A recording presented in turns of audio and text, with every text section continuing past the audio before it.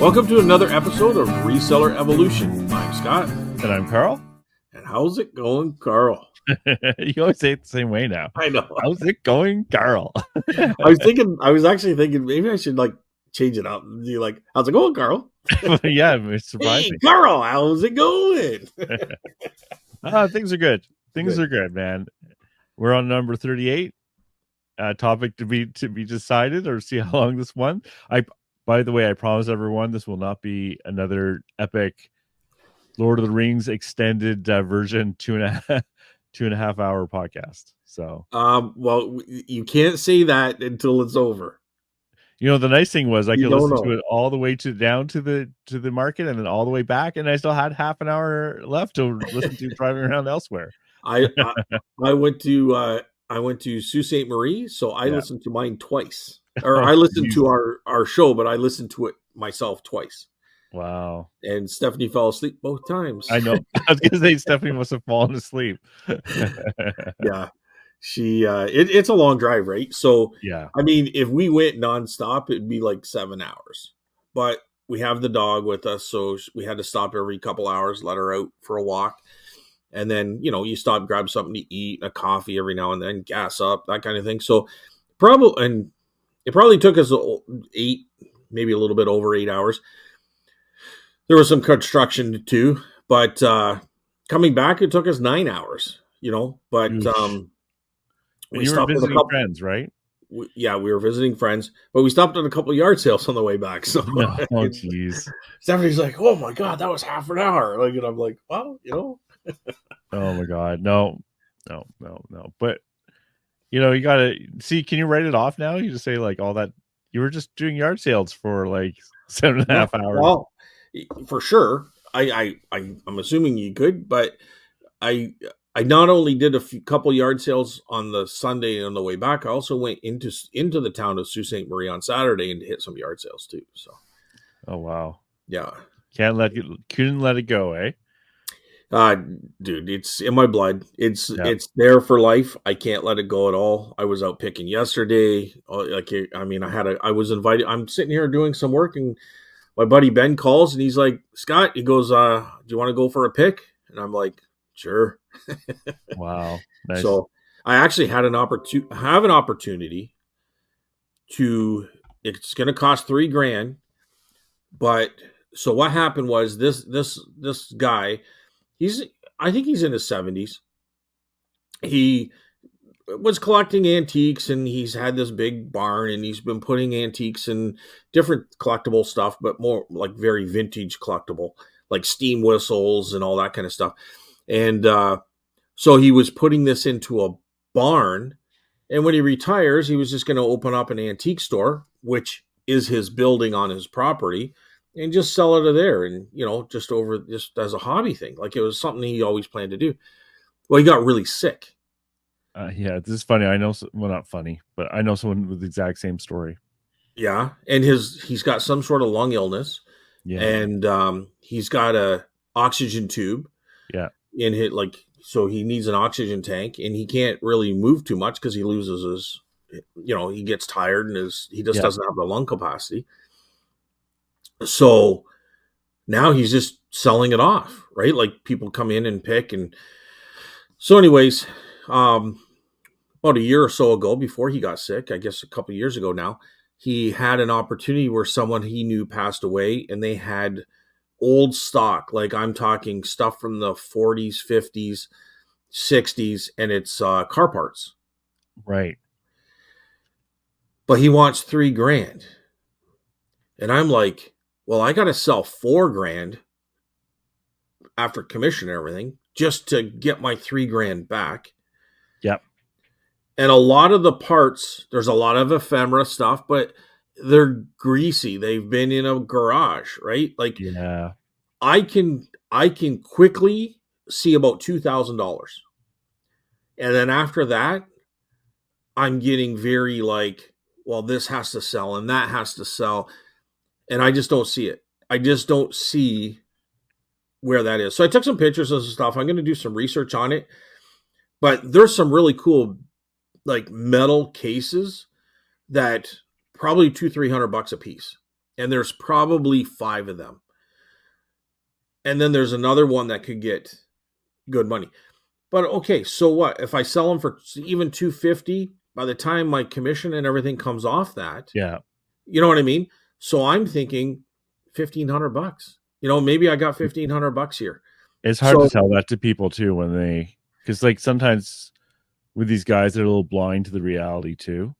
no, Like I I think remember I I went to think one person's place and he wanted to sell me a bunch of cars or something, and I said, "Well, you want $200 for all these, like, just to me they look like normal dinky, not even dinky, just like Mattel cars." And I said, "Well, show me some of the ones." He said, "Oh, don't worry about it. There's value in there," but he could not find anything worth $20 out of that pile. And he well, just, he yeah. wasn't trying to rip me off. He honestly thought there was that value in there until we went and looked at it. Well, I'm going to say this is different. I think the Right. value is there, but I don't think Okay. there's enough value to buy as a reseller. I think he's pretty much Right. bang on what it's worth. I think, Oh, I see. Yeah. Yeah. right? Like Yeah. He his wants stuff, retail. yeah, like so he wants to sell it, he wants 3 grand, but I don't know if it's worth 4 grand. You know what I mean? Yeah. It could be worth 10 grand. I don't know how much those little car parts are, but I also said to like this is a lot of work for me. First, I got to research it because I don't know what a lot of this stuff is, right? Like, there's a lot of new old stock, but it's like the boxes are all dirty, so I'm going to have to wipe all of them down. I said, by the time I put my time into this, like, there has to be a lot more meat on the bone, and there's just not here, right? Yeah. So, That's the sort of case where you want to pay like 10% of the value of the place, not 50%, yeah, and I think he's asking more like 80%. You know what I mean? Of the Yeah. value. I've So, seen that a bit too. Yeah. so I don't think he's being unreasonable with the price, but Just not for you.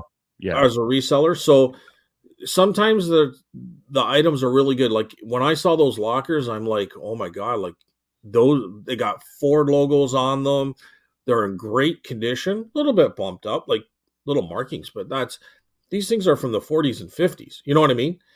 And they're metal cabinets. If you look into those, Carl, like you can get some really good money for those.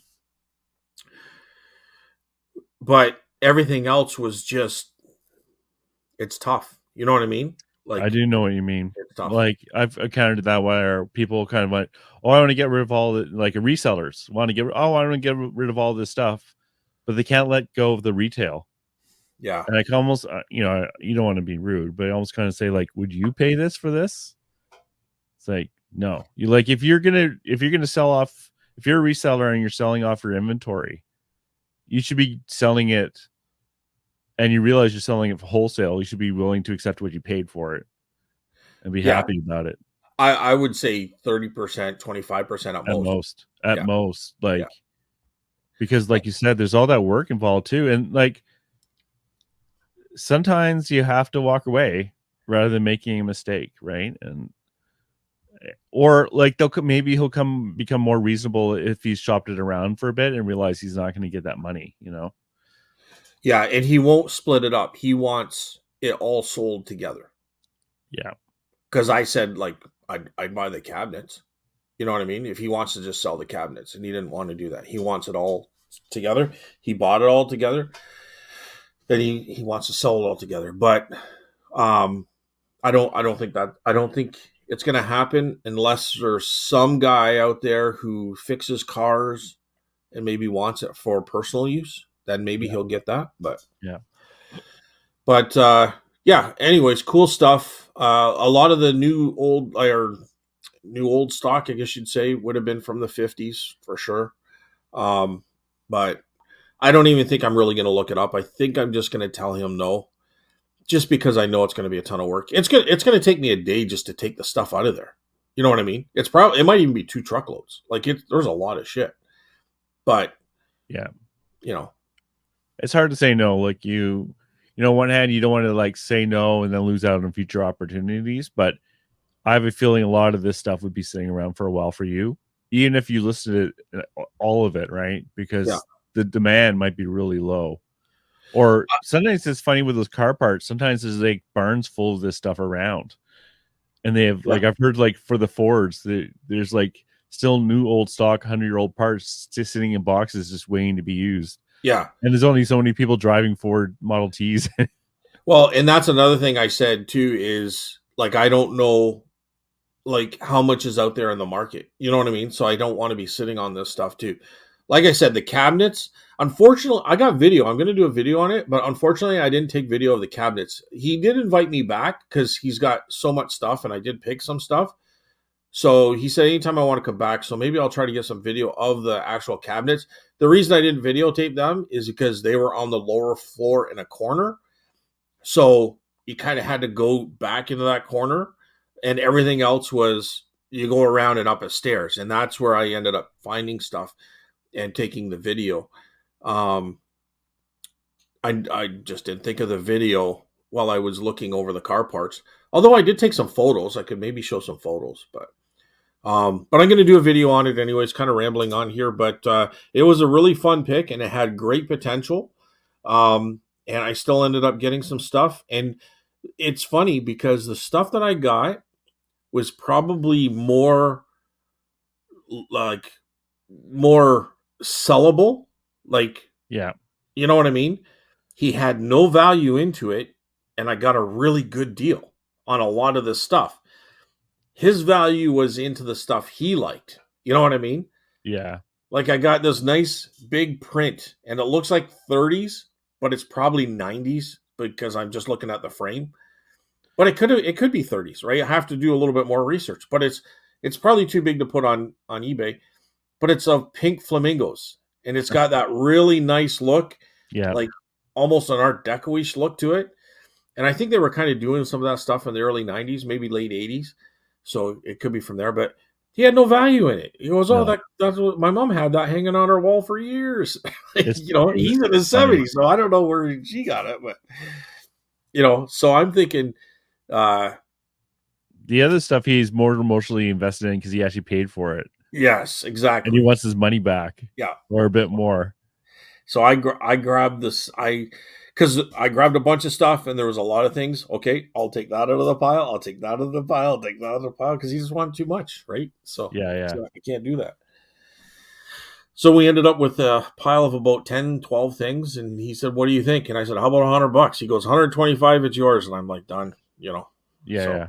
I know there's one thing in there I'll probably get 150 or maybe even 200 for. So I'm okay with that. Nice. So that's perfect. But anyway, rambling on and rambling on. No, we should just call this the Rambling On Reseller podcast. Well, that's exactly what I'll call it then. We ramble on this one. Okay, so let's get out of the cornfield, as Randy would say. And so how was your week, Carl? How was things in Carl's land? Well, it's good. Like, should we talk about the booth a little bit? Sure. So this last Sunday was a lot better. So the first Sunday, I think I said 28 last time, but only sold $26 worth of stuff on the first weekend there. Right. So this last weekend I sold 230. Nice. So that was a lot better, right? Like, but why do you think that is? More crap. I have more crap, stuff. Right. Okay, actually, more stuff. But I moved a lot of the crappy stuff in the corners. Okay. Away from the main. So I had a lot more people coming in and looking because one, physically they could. So I took your advice. You're right, Scott. Record that now. I did a C pattern for the booth, and I put the chair on the outside, and I just sat on the chair, and that was a lot less awkward. Yeah.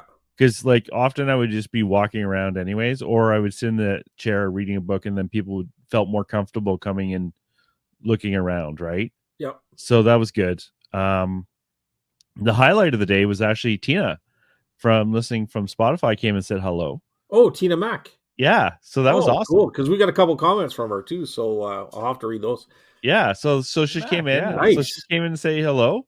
Oh, good. She said she would, so I'm glad she did. You know. Yeah. Awesome. Yeah, no, that was great. It was great meeting her. We had a great discussion. She sells a lot on Poshmark. Okay.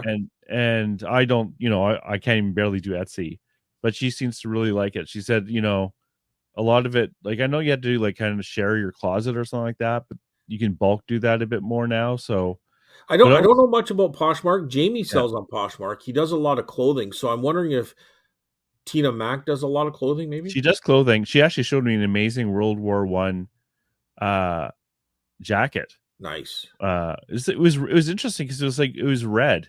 It wasn't like the khakis I thought they would have used. So it was like a not like a private, but like a higher ranked Yeah.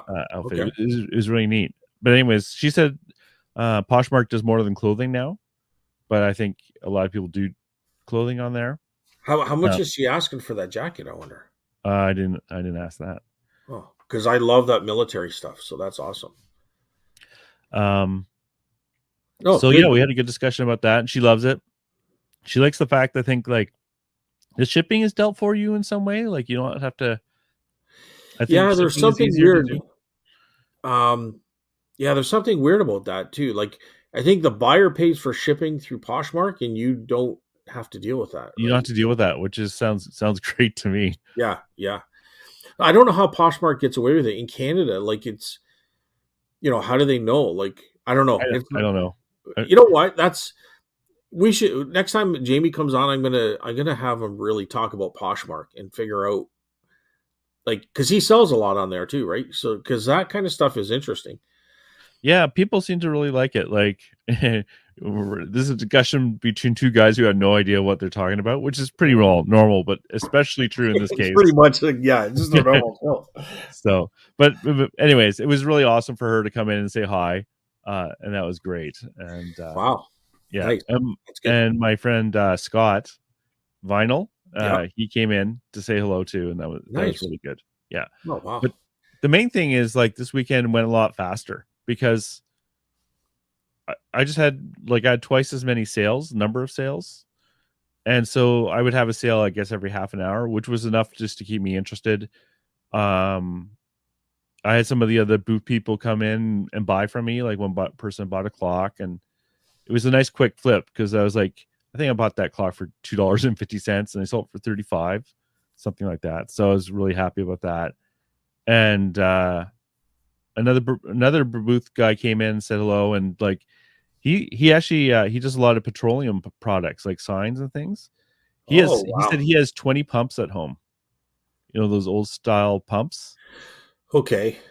He's got 20 pumps, like in rough condition, good condition. Well, I Like, didn't go into it. I was just like, I was amazed he had that many. He said, it's funny because he said he'd been collecting forever when it wasn't cool, right? And he yeah. said they trashed so many oil cans and Oh stuff like my that, right? god. Because his dad had a gas Garage. station or Yeah. a garage or something, and so we are talking about that. And I said it must be really hard to like pay up for stuff now when you're used to getting it for free. He said, "Yeah, it's really Well, hurdle to get now over something." yeah, now it's like crazy money. Huh. Cuz like is this guy like retail like for those pumps? Like what's he want for those pumps? Oh, he's Or is not it looking to sell them. It's his collection. oh So god. he has like a flea market booth there, right? Yeah. So he's selling off probably his extra collection or whatever. Anyways, I just met the guy. I didn't go and look at his booth or anything. It was, I was working. So, So is he like I that stuff is really really really hot right now. Like oh it's yeah, he knows it. This guy's not ignorant. He's not crazy. like Like a there's yokel no who has no idea that these things are worth like tens of thousands of dollars. like I couldn't He's well run. aware. I couldn't say fire, and everybody would run into the building, and I could grab his Oh, stuff. the No, pumps weren't there. I'm pretty sure he no, just had the no, pump. anything petroleum, anything signs, Okay, I'll glass let's get him by insert. Scott. What's Yeah, that? I'll go try steal from his booth when he's not looking. That'll be a good way. Yeah, it was just funny. The old fire trick. Yeah, yeah, it was fun. I basically talked to people all day, which is like really good. I talked to another guy who does paints miniatures, like and he was a professional doing it too. It was really cool talking to him.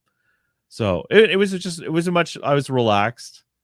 I was still exhausted at the end of the day. I went home and had like a 2-hour nap, and then Nice. slept all night. Like I watched your show on Yeah, Sunday night, and then I think when I went to bed soon after that, it's a pretty exhausting day. But yeah. No, that's the good. That's good. yeah.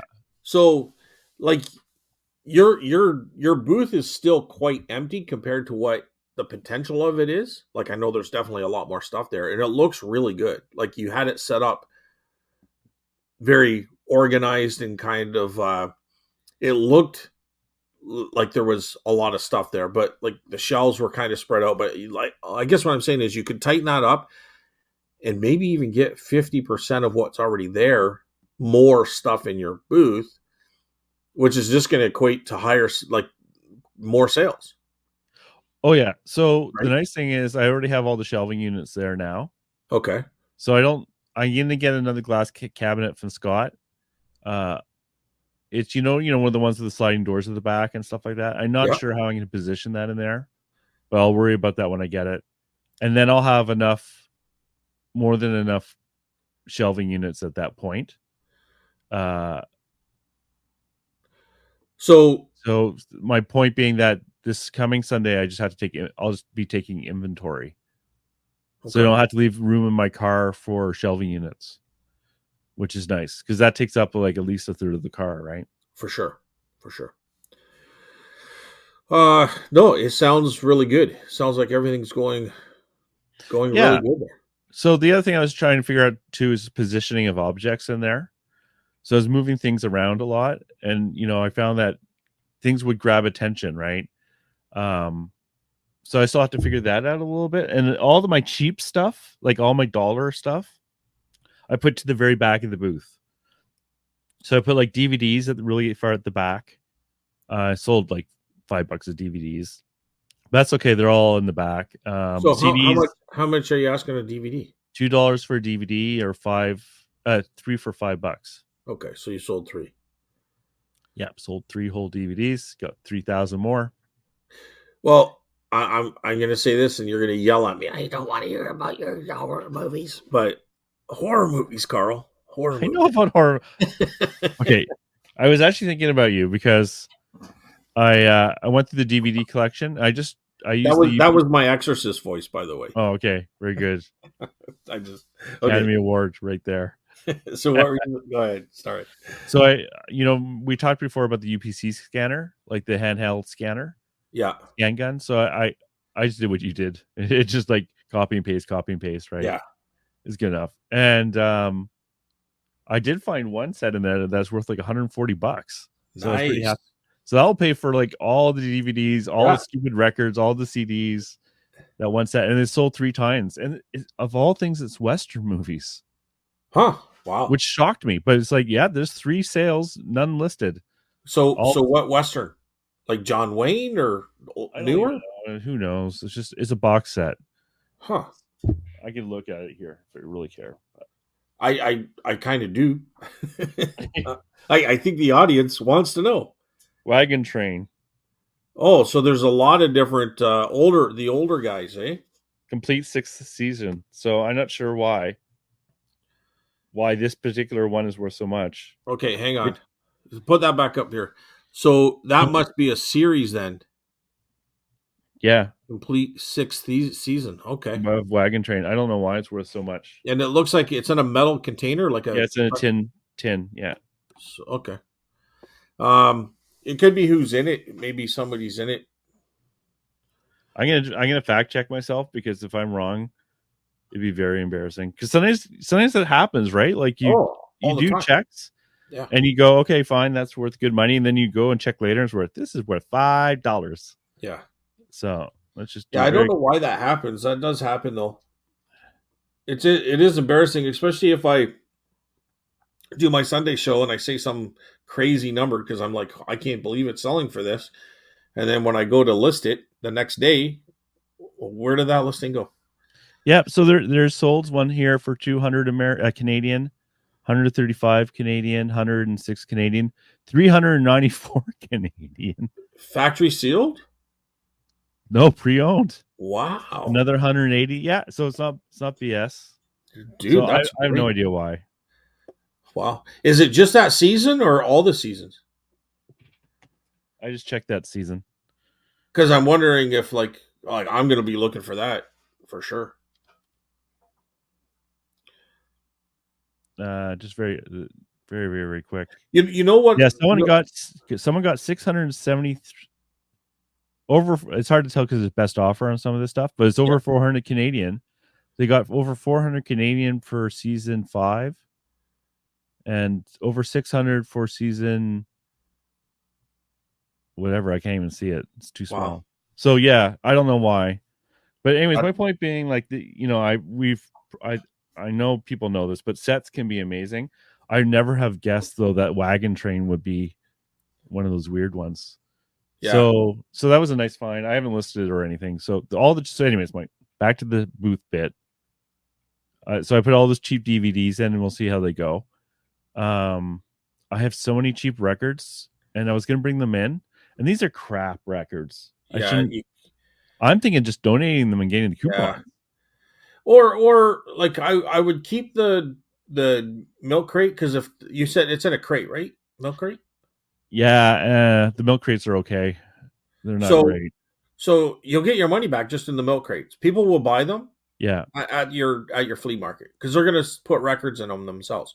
Probably whoever sells records in the market is going to come over. Hey, Carl, take $10 for that. You know what I mean? Put yeah, and I'd be 15 happy on to it, get rid of it. Yeah, and they'll give you $10 for it.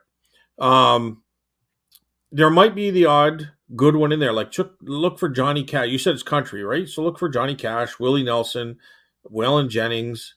Guys like that. You'll still make a few bucks, like $5-10 a record. But the other ones, just I would donate.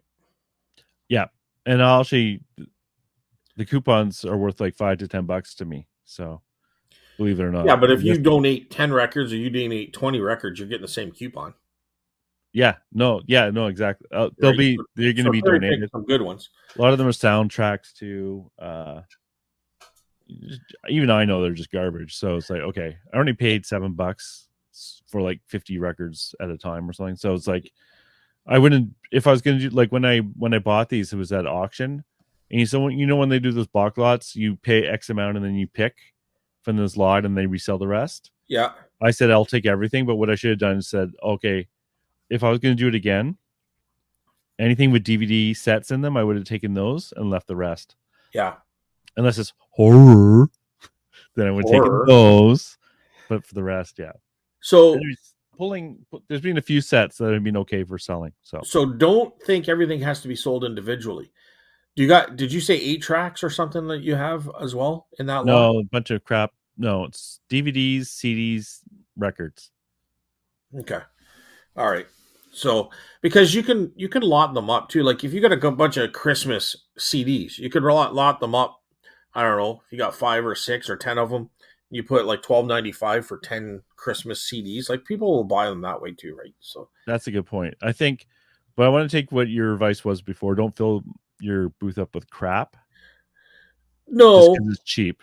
Because even if it's cheap doesn't mean people are going to buy it. no, but I have a feeling like records are not going to take up much room at all because you can just lean them against the wall on your table, right? Like lean them upright and Yeah. on your table. They're going to take up a couple inches by whatever height they are, but they're still going to look like a.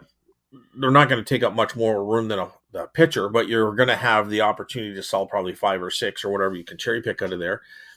The CDs won't take much room, but because we're entering Christmas, somebody might pick those up as like I don't know what's in there. You know what I mean? You might be able to lot up some jazz if there's jazz in there because people do like the jazz music. Um, Yeah, I have a lot of time on my hands in the booth because yeah, I get zero internet now because on the weekend it was cold, so we had the door shut, yeah. and I went down to zero internet. I didn't even get a flickering of internet. Oh my god. So I have time. I spent a lot of time cleaning and moving things around. And I got these little chalkboards I use. I sent you a picture, but little chalkboards where I put the prices on. They're Okay. hilarious. I love them. I'm going to use those a lot. Yeah. So I was doing stuff like that and moving things around. Like you never know. Like I move something from one side to the other, and all of a sudden you grab attention. So, but yeah, for the cheap stuff, I'm going to have that at the back. And like I said, from now on, I can just bring in big boxes. I've been selling tarot cards, but when I'm talking selling, I'm talking like I had 30 sales over 2 weekends, right? Not even 30 sales. It's more like, yeah, maybe 30, whatever. It doesn't matter. Like not a ton of sales, but at least I was happy to like at least make my rent. And I was happy that I got to talk to people and the day didn't drag on. Well, hey, if you have it a $200 something day with 50% full booth, that's amazing, right? Exactly. Yeah. So, Yeah. and I say 50% because you're going to start learning, not learn. You're going to start on like you're going to start. I hate to say learning because you're knowledgeable now, but there's a learning curve in a booth setting, and I'm changing it up all the time. I'm feeling different and learning different things all the time. So I Oh think yeah. you Yeah. just Yeah. never, but you're going to understand the tightening and how to push things and tighten them up and then give yourself more room to bring in more stuff, and you're going to change the look of your shelves. I'm going in this Monday to completely revamp my upstairs booths, right? Like you're going Yeah. to do a complete overhaul because it's a vendor day and we got Monday, Tuesday. So I'll completely change it up Monday, and on Tuesday I'm going to start bringing new stock in, right? Because but you might end up getting an area for your clothes. You might start bringing in some jackets or clothing or something, right? Like, because that's what I'm doing is I'm going to start bringing. I got some jackets that I want to start selling off. Um, a military jacket. I just sold one for $85. I got another one I just picked up, and this one is 1969. It's in the label, but um, I have some shirts that are from wrestlers, like they're vintage. Yeah. Steve Austin and different wrestlers and stuff. So now I'm going to have a clothing area. You know what I mean? So it's Yeah. not clothing in that I'm looking for Patagonia. It's I'm looking for pulp culture stuff. Like I have some Rice Krispie Cheerio logo vintage sweaters or the one with Fruit Loops guy on it. You know what I mean? Yeah. Yeah. Yeah. So they're just fun and they're nostalgic and they're vintage for sure, but they represent nostalgic stuff, right? Like wrestling or cartoons or something to that effect. Yeah. So I'm not looking for hundreds of dollars. I'm kind of looking for the, $30 to $50 range, right? The jacket's a little bit more. Um, so anyway, I'm talking, but it's something that I'm changing an area of my booth to. You know what I mean? So Yeah. Like for me, it's the same thing, just trying things. yeah, Like, I look back at some of my pictures and it's like, well, that's like, I had these, like, I don't know, this kind of, Kodak film stuff on my table. That's not going to sell. Like the chance of someone coming along who wants that is so low that it's like, yeah, it could sell, or I could put something there that's going to sell a lot better. And like, I think some of that stuff I have to figure out. Like, some things just do better online I just because don't know you have the what are you worldwide talking about? demand. Like, because they might do okay there. There are a lot of film guys out there and collectors, and they like display things. It's this film paper stuff. It's cheap. It's like I'm only asking 50 cents a Oh, okay, packet, right? But I put it there because I had it, right? But this, once I reach the peak amount of stuff that fills the booth, yeah, then I can start going. Okay, no, this is never going. right. This is in an inappropriate spot. But I can That's good. see the temptation to grow your booth though. Oh yeah, oh yeah. Wait till So it gets full. You got I more stuff know, at home. You're like, holy shit, I could do another booth. but And anyways, think of it, Carl. You could 50% more. So let's say you do $400 a day. You open up another booth. Now you're at $800 a week. $1,000 a week, man. Hey, $2,000 a week. yeah. Pretty soon you're gonna have the entire flea market. The big thing is I made my rent and I had a good day talking to people. Yeah, one good day, and all of a sudden you're talking about. I Well, not I really. am I put I it. I said it, but I you're know. good. I'm true, false, black and white, 1-0, great, horrible. Like, who knows? If it's bad sales this Sunday, then this booth thing sucks again. I'm just hot cold. Is the way I am. I look at it every day, but I judge it by the month. That's the way to go. Yeah. Yeah. So, you're gonna have days where I don't know. You're a little different. Like we're open 5 days a week, right? So, and I don't have to be there. I'm just only to stock the shelves. Of course, we pay commission for that, but Wednesdays are going to be different than Saturdays. You know what I mean? And Sundays. So you're there on a really good day of the week. That's the best day of the week. And you're there. So It's you got a also great like, set. It's a great setup. I wish we had something like that around here. well, it's concentrated traffic. because they're only open 1 day a week, but they're also only open 1 day a week. Yeah. So everyone has to go on that 1 day. Yeah. So the funny thing is the traffic was probably half as much as it was on the long weekend. But I felt more people were actually buying. Yeah. And October has always been my best month. That's better than any month of the year is October for whatever reason. Me too, And actually. On eBay, October is usually my best month, which is funny. is it? Okay. Yeah. And then and you're going to go, and January is a really good month. So like I think you're strong right now to the end of January. February might slow down a bit, especially if the weather's shit, but if the weather's, I was just talking to a friend of mine about this yesterday. If there's a huge snowstorm, I'm not going. yeah. Because that's like an hour drive down and back. Oh, I don't want to die. Yeah. And also, I don't think customers are going to necessarily want to show up on those snowstorm days. And hopefully that won't happen too often. But I found it's odd because sometimes no, right? But I also found that in the morning is quiet. But like at 2:00, like once the roads are clear and the sun comes out, because usually that happens after a storm. Yeah. So people will wander out. Now you're not going to get people from the city, but you could get a bit of a rush for a couple hours. But if I was driving an hour to have to man a booth, I would not do it either. No. But I don't have to be there. The store's going to be open, but it'll be crappy, but you might get a bit of a rush, like around 2 or so, Just kind of things together. But for the most part, if the day's bad, the weather's bad, the day's probably going to be bad. Like in snow. In rain, it's not bad because we're indoors and people got nothing to do. They'll come in the summertime. If it's raining out, you're going to have probably a good day. Yeah, we'll see. Both Sundays have been good weather-wise, so. Or okay. Yeah. Very good. Very good. And I don't know. Where do we go from here, Carl? Sounds like you had a good week. Did you pick anything? Any yard sale? Yeah, I went picking. I found some cool jade pieces that go around your belt, that loop through your belt. So they should be worth about $100. I found silver. Nice. So I found some teaspoons, and there's actually enough in there to make it worth it. So there's like $80 to $100 worth of retail value of silver in the spoon. So that's kind of cool because I haven't found any sterling silver in a while. Nice. Good time. Sterling's top. Like I don't think gold and silver has been as high as it is right now. So. Well, to be honest, it's probably just going to sit in a box for a long time. Yeah. That's usually why I just dump it in a box. Not because I'm like hoarding it for the future. It's just I haven't had to deal with it yet. So. Yeah. Well, I mean, so far it's paid off. Yeah. Anything that you found like a year ago is probably doubled in value. So. I also picked up these weird. Oh, I don't want to say it right.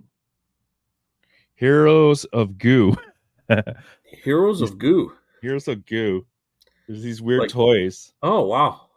And it's kind of a new category. I had never heard of these damn things, but some of them are valuable. So I'm going to have to research those toys. So like hundreds of dollars, some of them. Wow. Not the ones I got.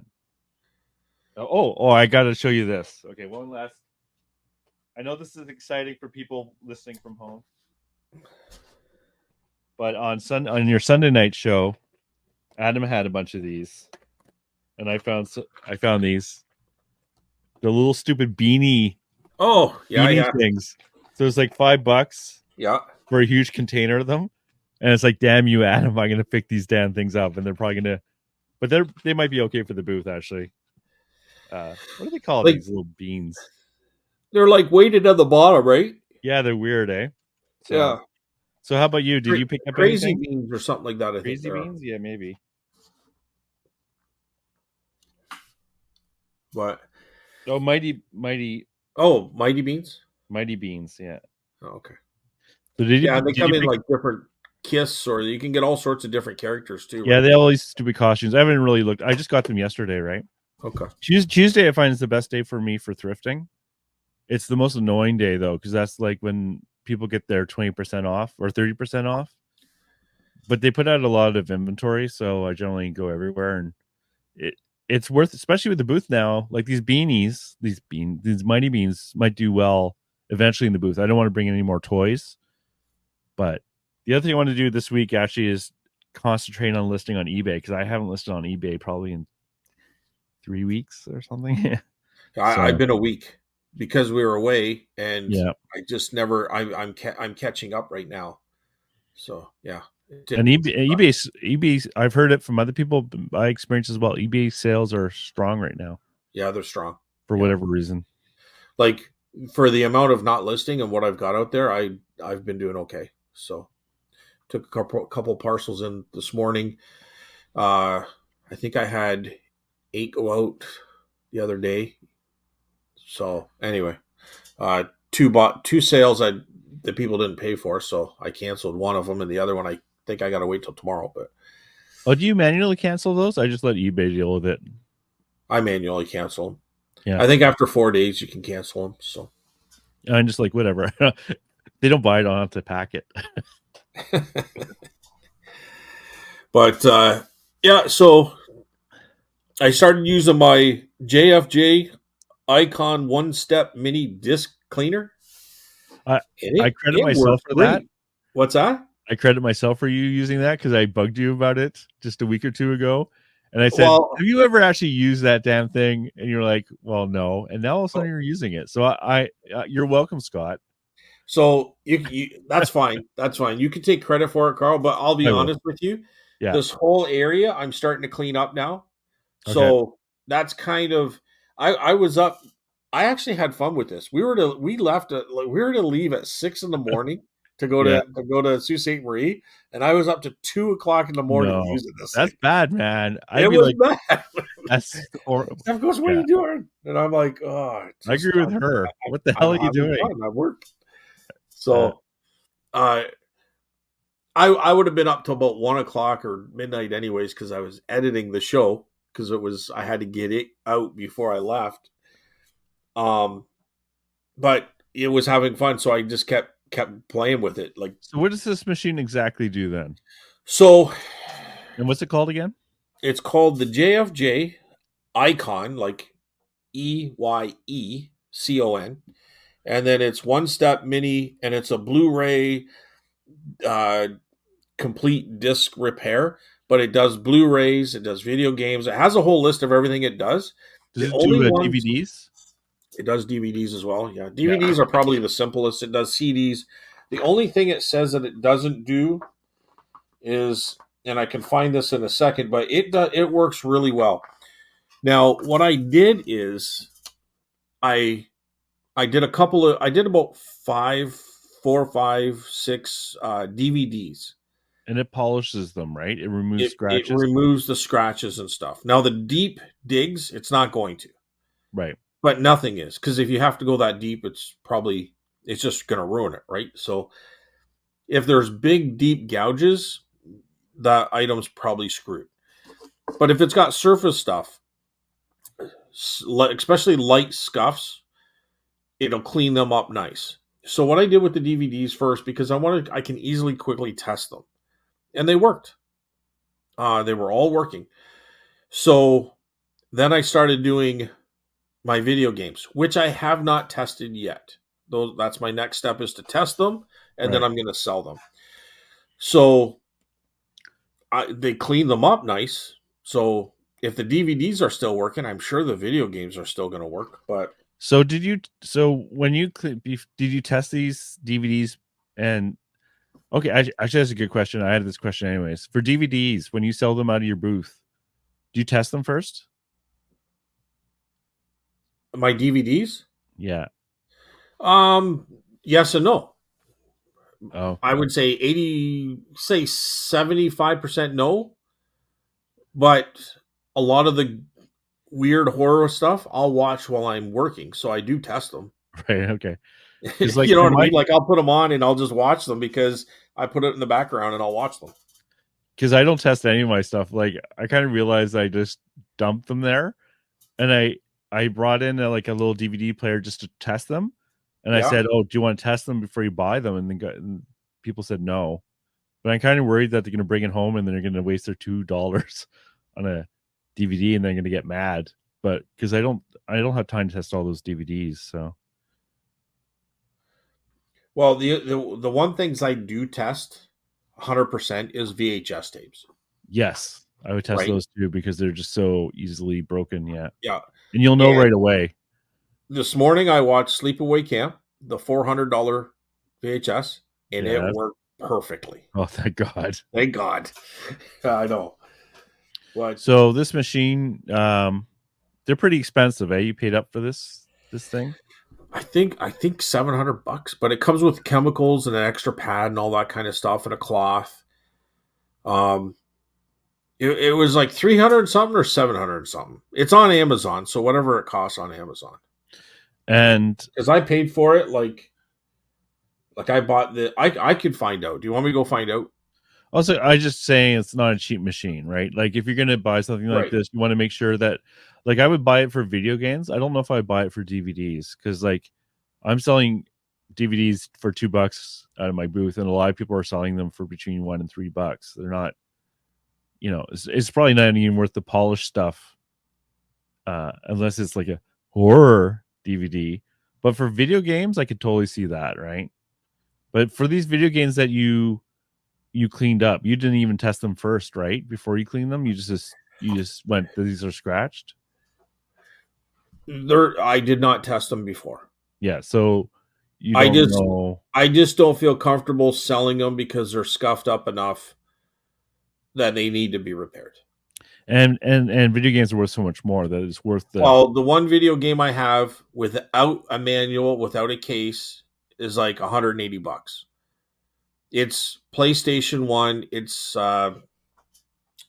Resident Resident Evil or Silent Hill. I'm gonna get it right here. But I had a whole bunch, and in fact, I bought a whole bunch of these things at a yard sale, and they were all minor scuffs, but they were complete. Like the whole surface had very light scuffing on them. Hmm. So it kind of looked shitty, but it might not have affected the play. But there's the Silent Hill. I was going to sell it scuffed up for $90, $95. There's the tag, but obviously people can't see what Carl's seeing. But now that it's clean as this is, I'm going to put 150, $160. I'm going to throw it in the booth because I'm actually, when I revamp the booth, I'm going to start doing a lot of video games, a lot of pulp culture, a lot of action figures. That's kind of where I'm going to go with it. Oh, interesting. Yeah. We're getting a lot of that kind of people in there. Like they're going through my DVDs, they're buying my CDs, they're buying VHS tapes, they're buying those. That's where I'm going to start doing the T-shirts. It's a lot of pulp culture, and it's going to be the upstairs booth. Hopefully, I can keep finding it. Like I'm going to do cassette tapes. I'm going to do cassette players, radios, and they seem, for whatever reason, not to have a problem with the like. Don't get me wrong. You're going to make more on eBay. I'm not comparing it, but that $100 right now doesn't seem to be as much of a barrier as it was before. You know what I mean? It seems like they're willing to pay it. It's And a I new think generation. and I think they're used to it on eBay. They see on Yeah. eBay and they're seeing what the stuff is going for, and they're just realizing that that's what it costs. Like everybody knows what video game stuff is. You know what I mean? And if you want to buy it, that's what it costs. Yeah, it's kind of like back to that oil thing we were talking about earlier, right? Where at one point it was cheap, and then all of a sudden people realize it's collectible, and then all of a sudden people are paying thousands of dollars for it. Like, it's like any collectible. At one point it was not collectible because it was still too recent, and now that generation with the pop culture and is growing up, and they want that stuff. So, Yeah. So for me to get this machine, I yeah, am clean. Just because I have it now, I am cleaning up any, like say I got a really good DVD, like I don't know, it's something that someone's gonna want. You know what I mean? And I might be putting 2 or 250 on it because it's not the horror category, which is usually $4 to $5 for the horror movies. But say I put $2 on it, but it's even if it's a Scooby Doo, somebody will buy that Scooby Doo DVD. But if it has some marks on it, I'll just throw it in here for 30 seconds, polish it up, wipe it down, and I'm like, I wouldn't want to buy it just to do a lot of those type of things. no, I primarily bought it for the video games, the higher end stuff that you get home and it's kind of marked up a bit, or also because I like to buy lots. And when I don't have time, I don't need to look through everything to make sure it's.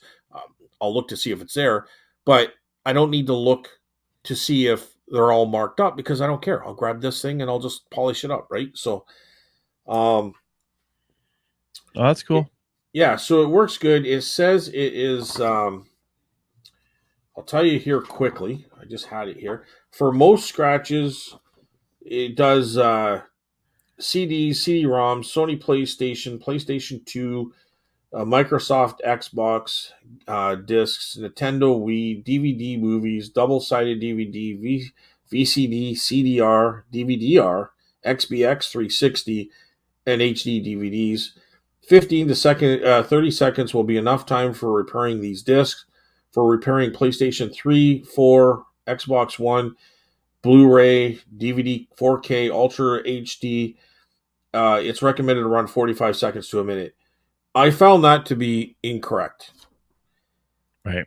I find you need to rub it. You need to have it rubbing there a little bit longer than that to really get those scratches out. Um, Now, so like I'll run it for 2 times for 30 seconds each is usually enough Yeah. to get those marks out so they're gone. So they're saying repairing, so maybe that just is enough to repair it. But if I still see it, I'm running it a little bit longer. Yeah, because you're Um, not testing them right after, obviously. Now there is an option to run it for a minute on these things, but then it starts to heat up quite quickly, Mm. and then you have to stop and let it cool down. And I don't know if that heat's going to damage the disc, or you just have to prevent it from damaging the thing, or both. But it does say if it starts to heat up to recommend to let it sit. Um, but if I do 30 seconds and then 30 seconds, clean that disc, I can run another one. And then after about 5 to 10, depending on how hard I'm running I'll need to let it cool down for about 10 minutes, 15 minutes at most. But I got other things I can be doing, right? Like I can go and test those if I had it all set up for that. But it's nice when I'm editing because I can go back, I can listen, I can do this kind of stuff. So would I recommend it? I think if you're into selling that kind of stuff, I would totally recommend it, right? So, and it allows you to buy, like, if I found a nice Silent Hill with some surface marks on it, I can buy that because I know I can clean it, So, Yeah. Yeah. so Cool. kind of rambled on there, but the basics of it is I need to test it right now to really give it a full 5 star, or 5 out of 5. What you need to do is find a game that doesn't work, use it, and see if it works. Because like if you're cleaning, like you're gonna get more value for that DVD, like that game, like you said. But what would be more interesting is if it doesn't work, can you get them to work? Because then you go from like zero value to $50 is actually would be really good too, right? Yeah, I think it's all in appearance and people's perception when they get it. When you see a clean disc over a marked up Oh yeah. disc, I think that alone is is the value there. Like, you know what I mean? Like, When I was there physically there, people checked the DVDs before they bought them, so they were obviously experienced enough to know to at least look. yeah, So, and the problem at the booth, and it's only happened a few times, but it really can affect the way your booth looks. People will sometimes switch the DVDs into a different case for whatever reason. oh really? Yeah, God, that's like I annoying. think what they're doing is maybe taking a couple out or something and kind of looking them over. I don't know. I don't. Why would they do it on purpose? And why would they only do a couple and not more if they were being vindictive? I think it was an accident, but for whatever reason, they would mix them up, and it's like kind of frustrating, right? So, but I'm So not there. You're there, so you don't have to worry about it because they won't do it when you're standing there. But yeah, well, like I said, everyone checked before they bought stuff, so they are obviously experienced enough to check. yeah, So should we get into the comments? We're about like an hour in. that's not like us to ramble on. I So, know, right? all right. You go ahead first. Who's the first one on the list? I'll start with Randy here. Okay. I think that Chrysler tapes are very interesting. Not for everyone, but certainly of interest, and because of rarity, worth a bit more than you would think. Yeah, those tapes. Have you looked at them anymore since we talked about them last week? I have not because we were gone away, Oh, of course, yeah, right? So, yeah. They were definitely interesting. It starts like we were talking about before. It's kind of hard to tell. Like, it could be like those radio letters you had, which oh is like yeah. who knows what those are worth. Those are worth nothing. I think I said, and then you sold them for like umpteen dollars each. So you Well, never know, right? yeah, and I probably sold just as many individually, and some of them I got like 50, 60. I think like $100 for a couple. Yeah, So for someone to come by and want to buy, like he actually bought a couple already. Like he bought from me a couple of different times, other letters, and that's what he put in the message. Like, and it showed repeat buyer. But he said, I bought a few of these off you previously. He goes, would you be interested in doing a bulk deal? And he said $35 a piece. And he goes, and I would buy 17 of them. I'm thinking, yeah, for sure. bulk deals are pretty good. Yeah, Yeah, like actually, I had a bulk. I didn't mention, but one of my half my sales was really a bulk deal of all yeah. these Finding Fantasy books to actually a really cool guy who was using them for reference for making video games. So I talked to the guy about video games. Anyways, a little off into the cornfields there, but yes, you did And, well with those things. and they didn't really cost any more to ship, No, no, right? it's all just paper, anyways, It's right? just paper, right? It's just envelopes. So with a letter in them. Uh, so yeah, I think I give him. I I think I paid. I think he paid $10 or $15 for shipping, $10 maybe.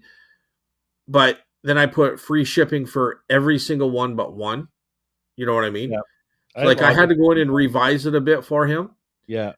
which it was the wrong thing to do because I should have just told him to do an invoice. Like I would send him an invoice, but I think I went in there and manually changed the price of all of them too. I forget Yeah, how we did it. you know what I do with those situations? Like I refund on the shipping order once I've packed it. I always say I'll combine for you. I'll charge you one, and then I'll just refund you the extra you paid when I ship. And everyone's been okay with that. It Yeah. wasn't 17 orders at once though of shipping, Because but well, he told me which ones he wanted, so I think I went in and revised to accept offer because none of my stuff has accept offer, so I revised it to accept offer, and then I put free shipping on all of them but one, yeah. and I think I went that route, which I should like after thinking like I just don't want to communicate mixing super complicated for them either. You know what I mean? Like But so I'm trying to think yeah. the best way to make it easy for them, but There's no perfect way. Like I said, I would have just said, here's what I'll charge you. Here's what the shipping I'll charge you. I'll refund you any extra you paid up to that amount. yeah. But you do you. Like it doesn't really matter Well, as the, long as the you're thing I happy in the didn't end. want to do is have to do one listing for 17 items or rephotograph them Oh and everything. no, yeah, no. I would never do that either. Like Yeah, in the so past, I might have done that, but no, I'm not going to do I'm not that, doing right? that. No, no. Like, most people So are I just fine. Like as long as you're being honest, like, and there's no upfront, like it hasn't been an issue, honestly. no, Uh, and you know, he bought from me before, and I know he wants them for him, like yeah, to want them. So like it's a clean, crisp sale buyer. You know what I mean? So yeah. I think so one of the advantages you can do with flat rate shipping is you can have auto combined, which if they do it right, you don't have to do anything, which is really nice. But whatever. and I think honestly, he's turning around and selling them. He probably is a dealer of some sort. Like he goes to these Oh, right. conventions and stuff.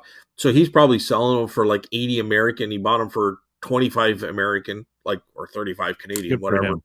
Right. So, and that's fine. That's Yeah. good. Right. So I'm sure that's what he's doing because he didn't really seem to have a concern about them coming from different parts of the country. Right. They were coming from different cities. Um, Right. right. So it's not like he's a collector of one city or one radio station, but that's kind of my thoughts. But anyway, I could be wrong. But all right. So you're gonna is there still more on Nope, Randy's that's it for his. Do you want to do the next one? right. So doing it. I'm going to do Tina Mac here before we forget here, Oh yeah, okay. because you can't see those ones. No. So she has two comments. So I'll read one and we'll go back and forth. Um, Tina Mac here. And this is for episode 37. The other one is episode 36. So this is 37. On your booth, I agree, random is better. And like you said, you don't stop at a yard sale when it's not full. When your booth is full, it'll attract more people. 100% agree with all that for sure. It was a long weekend. Everyone I know was away not shopping. Traffic will improve. I think this is based on your experience there, Carl. Yeah, On the traffic actually on the long weekend was really good. Yeah. But yeah, it's hard. It was hard for me. It wasn't a natural full day for me. Like I meant, like I didn't have a full booth, so I couldn't really judge the amount of buying on that day, though. You need some things that are unique, bright, colorful to get people to stop in. I think your photo, like your prints or your images there, looked okay to me. Thought they were like, I thought they were good content. I didn't. I have to look a little closer, but they seem to have kind of a vintage or almost antique-ish kind of appeal. Yeah, they I were don't know what beer the posters. prices are on them or Yeah, how original they are. they're not originals; they're reprints. Yeah. But they still grabbed attention. I think I'm asking $25. I actually sold two pictures. Okay. Not for a ton of money. I think $40, and they just wanted the frames. Oh. So I actually don't expect my pictures on the walls to be a high turnover item. I think they tend to sit, but that's fine. Mostly, I wanted to make sure the wall wasn't blank, Yeah. and I have other So, pictures I can replace the old ones with. so they're taking up a lot of space if you think they're low selling items. So I would kind of maybe think of a way to put them in some sort of, you don't want to pile them up in a box. You want to have them set so that you can flick through them Right. and then maybe have one or two up and the rest in a box, like maybe set on the desk underneath it and then have one or two to show what's in there. And then as one of the wall cells, replace it, or you can replace it each weekend or switch them up, whatever. Put your best ones on the wall. But they're if that's what you're saying, that you think that they're low sell items, I think they're taking up a lot of good space. So you Yes. want to be careful with that, right? Like, So I should have a shelf there instead. Is what you're saying? the table's fine, or you could set a shelf on the table, or you just put like that. That's primal, like that's prime real estate in your booth, right? Because it's eye level, it's easy to reach, it's easy to see. Exactly. So You know what I like. So like that table that like I know this. So I moved a table so it's against the wall. So when you naturally come into the antique market, you'll see, even though it's on the quote unquote far side of my booth, you'll see it first, right? And on there, I'm trying to put all my eye catching stuff to yeah, make you stop. And then I well, have, and and that's not bad. But here's a thought too, and I would switch it up probably multiple times, Carl. Like I'd probably switch to what I'm about to say, and then maybe switch it back to you. Like I'm always switching the booth. But if you put that table on the back wall, it's going to make your booth look wider, and the tables at the back wall, and you can slide totes of DVDs, because eventually you're going to have stuff to come in and take your table up, so you can throw your totes of DVDs, which are low cost items, and put a label, big label, on the front of the tote that says DVDs, $2 each or whatever they are. They're out of the prime spot, but they're still very visible. People will come in there, they'll crouch down, and they'll just dig through your totes. They yeah, really will. they do that now. Yeah. And Um, and then so they can see it. If they're turned sideways, they can't read the label unless they're in your booth looking right directly at it. But if they're walking by your booth, they can still see what's under that table. And it'll open up your booth a little bit more, because your shelf is going to be half the width of what that table is. yeah, Just a thought. I'm not saying, but something to think about, right? Like, because you want to keep that, you want to make your booth kind of open a little bit, like Not Yeah, right now it's really open in the middle. yeah. But I don't want people tripping. If I was thought about putting stuff right in the middle, but I don't want people tripping on it. So I'm not sure what I'm going to do there. But Yeah. like that's a good. Like when I listen to this podcast again, I'll probably get a better idea of what you're referring to. Like I think for me, it was just a case of like I kind of like the way it looks. You know, with that It looks table good. It looks good. Yeah. and with all the pictures behind it, I like that look. Now I'm going to try and put more fancy stuff on there and try to create things of different heights too, right? But they're going to see that kind of stuff better from the distance, like from walking from the outside of your booth, right? And then you want something that's going to draw them to there, and then while they're in your booth, they're going to look from side to side. Just a thought.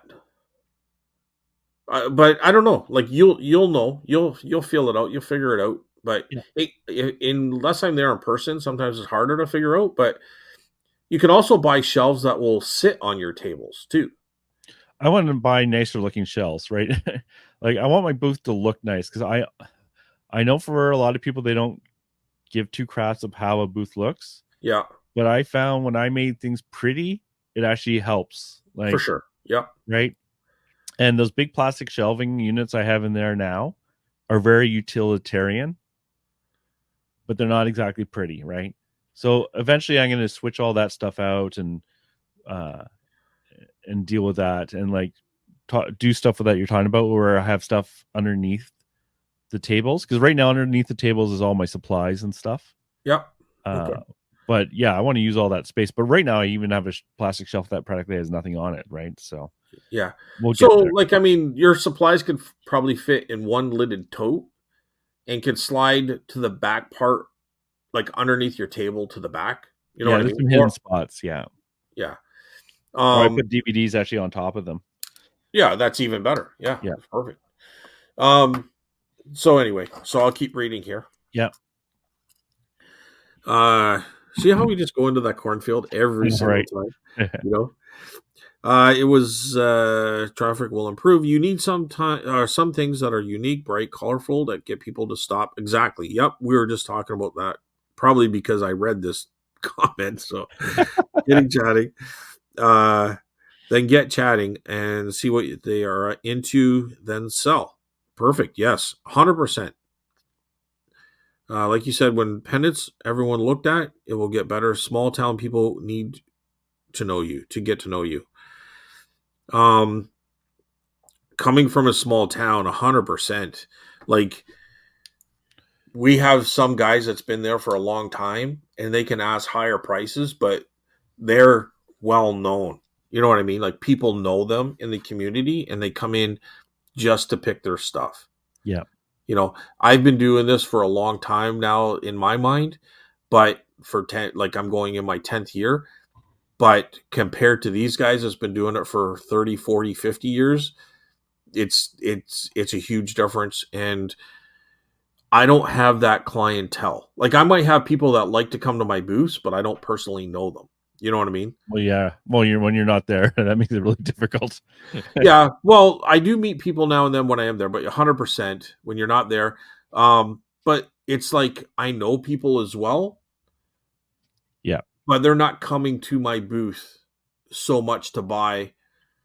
Like it, like probably that coin guy. He's in that category Oh, too, he right? has the That's same the people all category the I'm talking about, right? Yeah, yeah, yeah, yeah. No, he has Um, visitors all day. He even has chairs out for his visitors, right? but even not to know me personally, they can like your prices and your items and just like your booth. Like there's booths that I'll go to because I got a good deal there once, or I picked Yeah. up something that I really liked there once. So I'll keep going back to that booth. It's like having a favorite fishing hole. You might not catch the fish like you did the one day, but that one day keeps you coming. But you got to I hit know. that spot because it could be a gold mine. So, all right, buddy, what's the next comment you got there? Okay, doing it wrong with the bowl. So he's talking about this carnival glass I have that I said was cracked. Make sure it's actually a crack and not what's called a straw mark. Those kind of look like cracks, but are deformities within the metal tongs or from cooling too fast. Yeah, so there it does actually have a straw mark. So today we learned straw mark. It actually has a straw mark, but I'm pretty sure the other crack is actually a crack. You know what you can do is I haven't done it yet. I have to find it, but I have a black light. Supposedly that really helps make cracks show up. Oh, I'll have okay. to try that again. I'll have to find the light and then try that because it might be a quick way of finding cracks. Well, put it in your booth. Oh, it's going to the booth. Yeah, Okay. just hasn't reached. It hasn't qualified to go yet. Do. That used to be a common way back when.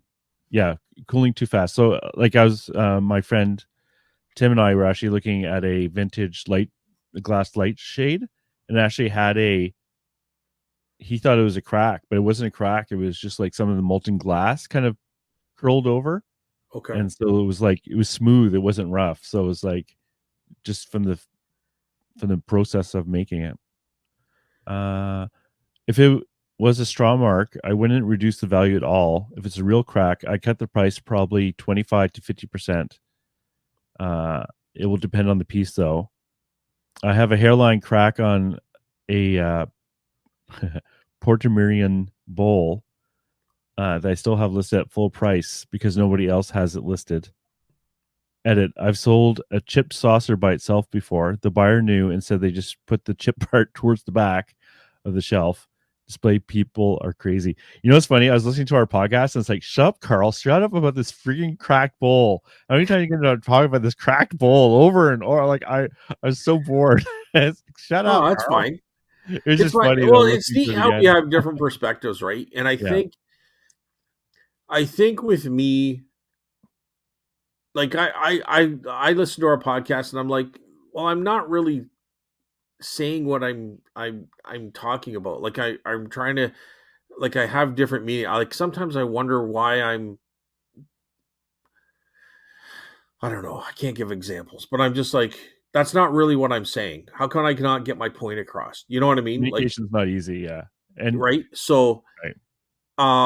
and it's different on here too because I'm always trying to think of the next thing. I'm I kind of know. like, here's the next comment. What am I gonna, or that we're reading, and that kind of thing. So, a lot of things going through your mind other than the actual conversation. You ever had that conversation where you're thinking of something else, but you're daydreaming while you're conversing with someone, and you Oh don't yeah. really hear them? You know what I mean? You Yeah, just but yeah, you yeah, answer yeah. them like, That's what you yeah, got. yeah, yeah. That's what if I used to be mean. If I thought my friend wasn't listening, I all of a sudden I would say, "So what do you think of that?"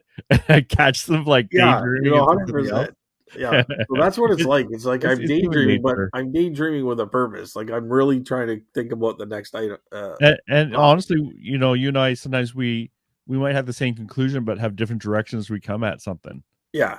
And so that I think that's kind of entertaining, to be honest. Or like everyone can relate. Oh yeah, okay. That reminds me. Like Tina was saying that when I was talking to her on the weekend, she's like you. She likes to get things dirt cheap.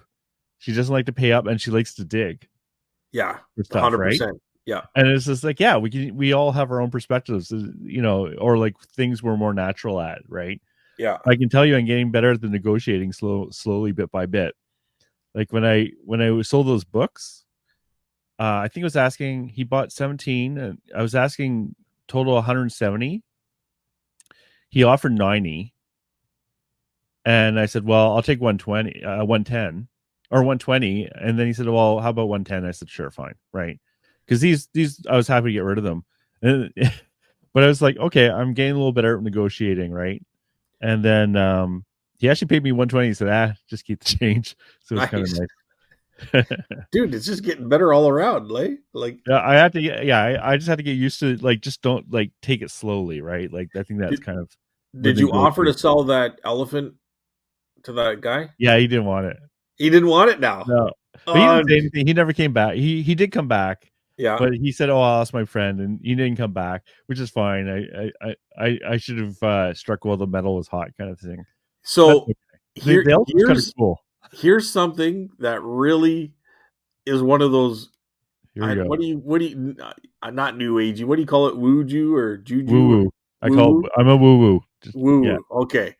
So when you get a decent offer and you hold out, it's like that item just sticks around. I think it's Oh in yeah. my brain because it's like, why is that still here? I could have sold that, but it's almost like there's a jinx. It's jinxed now. It's You know what I jinxed now. mean? Yeah, yeah. It's jinxed. Like nobody will buy it now. Like that kind of stuff happens. It's like now you're wishing you would have took half of the value, like the offer now, because it just sits around. So it'll Yeah, be interesting. I'll probably have to drop the price on that, but not too many. It's for me, it's kind of an interesting object. But yes, you're right. You're right. But it was part of the learning process too, right? Oh yeah, and And it's your first it's day, right? fine. So Yeah. so all right. So life is what happens. This is from Tina Mack again, and this is Okay. based on the show number 36, which is a couple weeks ago. Um, where it's Carl is ready for selling in a flea market and more. Okay, so that was the title of that episode.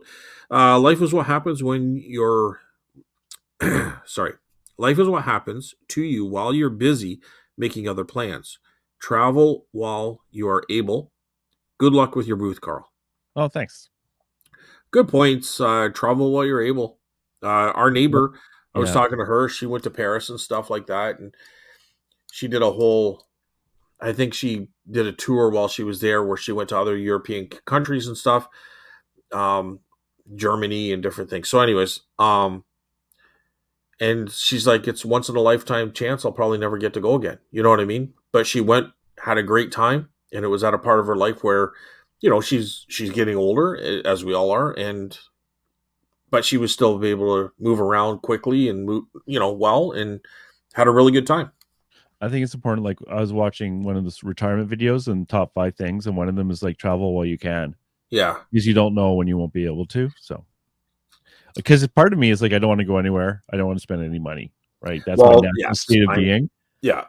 Why would I spend a couple grand here when I can go buy stuff for a couple grand and make Yeah, more money? exactly. It's hard to get out of that loop. It is. And It like, is. I'm not saying you have to stop the loop. It's just like, you don't want to be the richest person in the graveyard. I always like that quote. But at the same time, my joy in life right now, and I have to think of Stephanie too. That's where I make sure that I am Yeah. doing the right thing. But like, I don't want to do anything else but this. You know what But I mean? but have you tried? But I don't want to. But have you tried? Well, I did, and I ended up picking. I went to No, Sault no. Ste. Marie, Saint and I Marie does picked. not count. No, that doesn't count. No.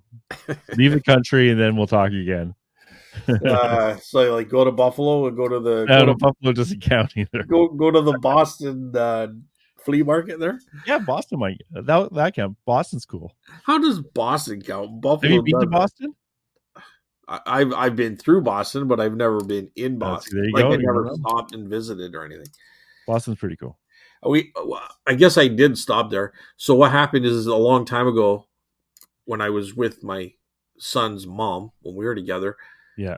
Her brother and the mother didn't have a driver's license, but they went to Boston and they were there for the weekend. Well, the brother got really, really sick and we had to go and pick them up. What? Wow. Yeah, Okay. it was, I don't know, something silly. But so I had to drive there, pick them up. We turned around and drove back Yeah, home. that doesn't count. That does not So I count. guess I was in Boston, right? Yeah, We Boston is went actually. across that ferry that took forever to get across, but Oh man, there was a Boston. ferry you had to go across there. Boston was the first time as a naive Canadian that I walked into a bad area and had to be walked out by the tourist board. Really? Yeah, that was kind of eye opening. I think it was 18 or 19 at the time. It was Oh. interesting. But Boston was beautiful. But just don't walk. The bad area is right next to the tourist area, right? So the bad area would be like where Ben Affleck and Matt Damon are. I didn't ask for them. I just. Goodwill Hunting, you didn't see it. They live in a bad area. Yeah, Just start right. we Just got start escorted. doing. We got escorted out. Let me put it that way. And the lady who escorted out say like, someone's just going to take that camera out of your hand and just take it. So Just like, start writing algebra on the chalkboard. yeah. How about them apples? Yeah. Yes. Okay, let's continue. All right. That was silly. I'm just being silly. So what did you read last? So if Tina's done there, Yep. I'm gonna do Randy's. Okay. Do not niche down in your booth. I started out selling die cast and other toys for boys, and women's eyes would glaze over when they passed by my table. So, Randy, I really took this was a great comment. Thank you. I actually did read this and took this into account because I think you're completely right. And a lot of people said, "Do not niche down." Yeah. Me too. So I said that too. yeah, you said that too. So I started buying home decor, but you have to separate the two. Have women's stuff at one end and guys' stuff at the other, and general interest in the middle. So this is great advice. I actually tried to do that. So next he says, have the women's items at the correct angle to catch their eye, or all they will see is toys and not stop. Men will always be boys. Yeah, that's completely true. So arrange accordingly. When I added the home decor items, my sales nearly doubled. There's also less pressure on the guys to hurry up if gals are shopping. Thanks, guys. I found this completely true. On that long table that grabs people's eyes, I tried to like women's objects is kind of sounds strange, but it was like more decorative objects I tried to put on that table. Yeah. And it completely worked. I find women stopped and then men stopped. It was really unusual. The men's objects, like the toys and stuff, I put on like a shelf that you wouldn't necessarily see unless you went in the booth. So this was really good advice, Randy. And I've been trying to think of like, home decor items, what sort of stuff to pick up, because I generally have not done that in the past, and I'm paying a lot more attention to it now. So yes, thank you for the advice. Excuse me. Yeah, I agree. I agree totally for sure. So I will doing it wrong. Carl, you're splitting hairs on the VHS debacle. Auctioneers have a responsibility to keep things moving. There's fair, which is what happened, and there's what you're asking for. People don't bid before, and if they bid in the future, it's to screw with Scott. It costs more for everyone in the time and effort to restart an auction on a hypothetical than it would be just to let it go. Be like Elsa? Yeah, from Frozen. Let it go. Let it go. Oh, the song? Let Yeah, it go. obviously Let it you go. have no idea what we're talking about, but yes, it's a No, famous. I know. Like I didn't watch it, but I know Frozen. Right. Okay. So, anyways, yeah. I was listening to that conversation again, and we just didn't click with each other what we were discussing. It felt like it's okay. Yeah, I'll let it go. Well, and I know, and I'm not gonna let it go. I'm gonna say Oh this. man. Yeah, I know. So we were talking kind of in two different things. So Yeah. just to give you a little bit more information, the countdown starts at 3 minutes, and it goes. And I was waiting till the 40-second mark or 30-second mark, and then putting in a bid. So if somebody really wanted to get in there and make a bid, they had 2.5 minutes to do that, and they didn't. So my thoughts were, and I'm on the thought process that if they want to bid, they would have bid. But that's why I'm thinking they would have bid, because they had 2.5 minutes and they didn't put in a bid. That's a good point. You're right. So that so shut up and move on. Is that what you're saying? I almost got away with it. Good point. You're right. Yep. Go ahead. Keep going. Dude, Stephanie treats me like that all the time. You're not fooling me. Oh, it's so close. Yep. Yeah, you're right. Yep. What? How come so easy? What's going on? Oh, I'm crying. So that's why actually, I kept saying they would have bid, Carl. You're making a hypothetical because they would have bid already. Right. And Okay. you're saying, well, how do you know that? I'm not being sarcastic here. Okay. Yeah. You're actually right in this case. Because I'm right all the time. I know. I'm talking about like if like say you guys have been like bidding each other before the last second. Yeah, you're right. Yep. Thank you. Excellent. Okay, next comment. Next comment, Randy, please. Go ahead, Carl. What were you going to say? No, go ahead. Finish what you're going to say. Oh, I was just saying, like, if you and him had been bidding the day before and bid it up, then Right. maybe a third party never would have gotten involved. But Okay. since it was like you said, you and him only started bidding against each other in the last 30 seconds, there probably was not going to be another bidder involved. So the when I hit the button with 30 seconds left and it jumps up to say $65, now it resets to 3 minutes. Yes. So now he has 3 minutes to make another bid. Yeah. So it could be 3 minutes to get to 75, it could be another 3 minutes to get to 85, then it could be another 3 minutes to get to 95. You know what I mean? Yeah. So there was sometimes in there where I was like click click click, I was just responding quickly, and sometimes I would slow it down, and I'm like, and sometimes I took 2.5 minutes because I need to research some more VHS tapes to see To if this is like, justify. should I really be bidding? So there was lots of opportunity throughout for anyone else to join in, but obviously no one did because they reset it back to 55 Which was the last bid that starting at that person made. exactly. Yeah. Right. 55. So 55 was your last bid, and they started bidding within 3 minutes of the time left. right. Like Yeah. that person started bidding. Yeah. And that's what they pulled it back to, is your last high bid of 55. Yeah. Yeah. Yeah. Keep going. Go on. Okay, so doing it wrong. 2.5 hours. That's biblical length. That's the length of our last podcast. In the beginning, Carl created the heavens in the booth. On the seventh day, he thrifted. Yes, that's right, actually. Thank you, Randy. You know what? I just want to say thanks so much to you guys for sticking it out for the 2.5 hours. Like I don't know. Like, is Well, it painful? Is it fun? I enjoy it. I like going back and seeing what Carl's wrong at and I'm right at, but and he likes doing the same, seeing what I'm wrong at. Speaking of super long, it's Don's comments next. Uh-oh. Okay. Yeah. Well, let me see. What? No, that's not too bad. It's double spaced. It's how I used to write my 3-page or 30-page essays, double spaced. Me too. It's always funny when people are like, "Oh, I barely can fit everything in." And it's like, dude, I tried to I use bigger fonts and text just to, yeah. to get it done. Yeah. 2.5 hours. There it is. Jesus, Carl. LOL. I just started but excuse me. I just started, but I'm assuming it's your fault, and therefore the following novel is all your fault. Sure. Yes, the you're right. promoted listing fee, I believe, also comes off the shipping. I agree too. I'm pretty sure it does. Just like the final value fee, for sure. Arg.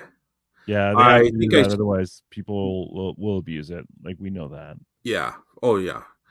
I think I see a balanced mix of eBay and Etsy listings come up with my Google searches, but I don't have the data to back that up. I think we do now. I was kind of commenting on before there was promoted listings with eBay. I found that there was a lot of Etsy, and I very rarely found eBay. But now since promoted listings, and it might just be in my brain thinking that, like, I don't have no proof now because we're in the future. But like, I think a year or a year and a half ago, before eBay did promoted listings, it was all Etsy and WorthPoint for the most part when I searched an item. I would agree. There's more eBay showing up. Etsy pays for that. Etsy definitely pays for that privilege, which is why you had it before. But we're gonna actually save that topic for another episode because we really want to make like we researched it, and now I'm not so sure. I want to make sure we're right on this. Yeah. I think it's important to give out the right information. So that will be either next week or an upcoming soon episode after Carl does all his research and I copy off his paper. Nice. I think I see a balance mixed. Okay, I already read that part. But you may also notice a lot of Pinterest. People don't know you. Sky said that before the show. I was like, Pinterest, what the hell is that? You mean Pinterest? That was funny. Anyways, yes. Pinterest. We're gonna call it Pinterest from now on. So yeah, I know you laughed and give me a hard time about that. That's why I stuck that in there. But I know it's Pinterest. Links in there too. Yes, Pinterest for sure. Yes. So sharing your listings to Pinterest is also allegedly a good practice. I don't know how to do that, but I have heard that before. I don't know if it was from Don or who, but somebody else had said that before. I hate Um, Pinterest it might have results. been on the other show. It might have been Yeah. me thinking about it or in conversation. But so, I hate uh, Pinterest results when I search for stuff because when you click on it, you can't often get back to the eBay listing that you're trying to get comps for. So if it's yeah, really bad, I actually put a minus sign in front of my Google search minus Pinterest just to remove those results because it yeah. can I be heard very it annoying. might have been another YouTuber or something, but I heard that before to Yeah. also open up a maybe it was Instagram and Pinterest and to advertise your items. Instagram, I think, is something we should be doing, but it's on the list of things. I know there's so much, eh? You almost need to hire someone just to do your People listings. do, yeah. Yeah. Um. So allegedly, I've been doing it more again, but not sure if it's working or not. Shipping is also my highest expense, followed closely by fees, I think. So you guys calculate your shipping differently than I do. Like I count shipping as not an expense because it's billed to the way I look at it, it's billed to the buyer. To me, it's because it's not billed one to one, though. To me, it's like not to get into that. Like, it's not that interesting, to be honest. Like, I understand that people see it separate. To me, it's just like, you could charge 10 and it'll cost you 15. You could charge 10 and it'll cost you 5. It's like, because it's not a one to one, I just Right. include it in the total price that they're paying. It doesn't really matter. And the bottom line is that the amount of profit you're making for you or me is the same, no matter how we mentally think of it. And I do see it that way, but I also feel that it balances out for the most part. I Like think it does too. yeah. Promoting works for some, not for others, and it's a rare to change someone's mind about it. LOL. That's because we don't have any real data behind it. They refuse to release the data for good reason.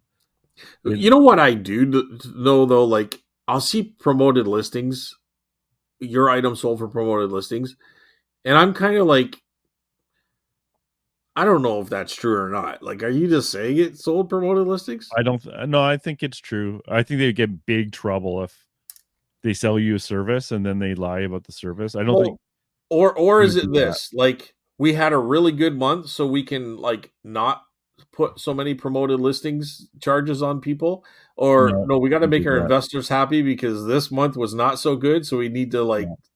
Oh, I I think they fiddled the numbers. Like, what did they do? They got in trouble. They said their gross volume of things sold on eBay, but they counted when like people would cancel sales. So oh like it was a big mess. Anyways, they had to go back on the numbers, but that's completely different yeah, subject. you just never know, right? So I think at the end of the day, you can't get caught up in it too much, or it'll affect your We'll mind. have a good debate about like promotions and what we both think about them because I think I we think have we both despise them, but one of us despise them differently than the other. Like one thinks I despise them and they're suck, and the other one, well, they might have some good I to it. keep saying, hey, if you want to give the eBay CEO 10% more money out of your pocket, go ahead, Scott. Like I thank you as the other person doesn't have to pay it. Anyways, I'll Okay, do are we gonna get that. into this? No, Like no, you're no, just no, no. digging and then moving on. Like I'm sorry, I made a mistake. I'll shut up. 2030. I don't want the competition now. From who, Scott? Me? Capital letters. Question mark, question mark. Tongue sticking out, face crying, crying, laughing. Luckily, I likely won't be looking. Well, first of all, not really, Don. I wasn't like, I guess you are kind of close, especially to where this is, but I don't really know what you pick.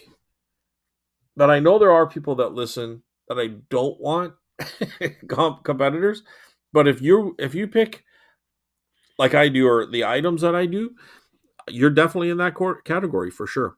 Yeah, like we said before, I don't like obviously a lot of our sources. It's not rocket science, but I'm not going to share exactly like if I have a good place, whatever that is, because you don't. There's enough competition without adding extra, and I think it's fine. Like we share so much anyways. We don't need to say hey, go down this street, you're going to find the most amazing thrift store ever. Like, yeah, we don't need to share that. Well, there's vendors that listen to this, and I know a lot of them are competitors because we're out Yeah. there yard selling, and you know, if I see them at a yard sale, I'm going to go past them to the next yard sale.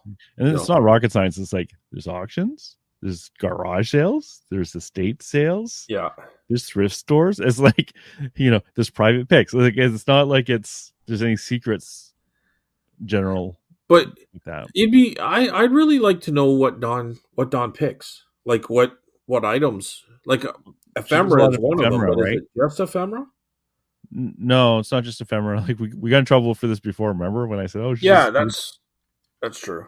she does glass and she does a whole bunch of different things," but she does a lot of postcards and Let us know. We won't talk about it next week. No, I don't know. Likely won't be looking at many auctions for quite a while now, since I have several thousand items to get through already. Don, let us know what items you do pick. I'm curious. I'm very curious for sure. My threshold is a lot lower than yours. Damage Scott. If you see something that's worth 500 intact but might have a small crack, and they want 20, and I can sell it for 100, I'll probably still buy it unless it's going to be a big pain in the ass. To me, it's just a big pain in the butt. It just I see it like that already. And I haven't had much luck on the stuff that I have had like that. Like it's Oh yeah, easy to say it sells for that, but selling it for that, the turnover rate's a lot slower. Yeah, you're right. right? So I'm sure there's things that are damaged though that I would pick up. Like chalkware. I like the old 30s chalkware, the carnival that they would have got at carnivals and stuff for Mhm. prizes. And usually that stuff's banged up and chipped up, but I think I call it patina in that case because Yeah, it it kind of like, I mean, you don't want limbs broken off or great big damage, but a little bit of wear on it that really chocolate. depends what it is. Like if I'm selling a Funko Pop, people want the boxes perfect. Yes. If I'm Yeah. selling 100-year-old postcard, well, guess what? There's going to be dings in the corners, and Yes. 100%. Yeah. so it depends on what it is. Yeah. There was actually an Etsy seller in London who sold nothing but cracked and chipped stuff. Wow. It was her whole shtick, though. I just looked her up through. That's interesting because you're definitely going to get it cheap, right? I just looked her up through, and I wonder if people use it for different reasons. Like, because you're buying it cheap, could you use it? Are they using that for displays of like where it's a nice vase, but are they using it for flowers? You know what I mean? Yeah, like Where if you're paying $500, I doubt you're putting flowers in it. You know what I mean? You're probably displaying it as a vase. But if you got it for 60 or $80, now you can put flowers in it because it's really just a nice it piece of depends. looking. Yeah, like I have a Like, crock pot I'm going to sell. Right, the lid it has the lid, but the lid has a chip out of it. But a lot of people might just take the lid off anyways and put flowers or whatever rushes in it, so they don't care. yeah, So it depends. like I I had a crock pot, but I had one with a glass, but it had a metal band around it to keep it from breaking. But it had a crack in it. But somebody will just use it and put it like umbrellas, or they'll Yeah, use it for a stand, right? And it still looks good, especially in an old house with that type of decor. But you're not caring about it because it's no. got that crack and you got it really cheap. So there's interesting ways to look at it for sure. I just looked her up though, and her shop is shut. So who knows what she's been up to? Huh? Okay. I love the LOL. I love the gigantic sign before you started reading my comment here, Scott.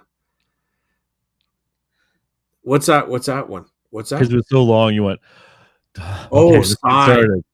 started. I said sign. Sigh. Sigh, Oh, yes. my eyes are shot. Uh I am reading off this phone, so it's much smaller. I guess I could blow it up, but then I don't get the whole sentence in here. Using Square at a yard sale wouldn't make sense unless you're having them every week. But I'm with Carl on this one. You can still offload stuff, negotiate prices, etc., and still use debit. People can still pay cash if you want, but the younger people who never carry cash will appreciate the added option. It's okay, Scott. We know you're stuck in your ways. I am stuck in my ways. Actually, that's funny. This brings up a point I forgot about. That book sale.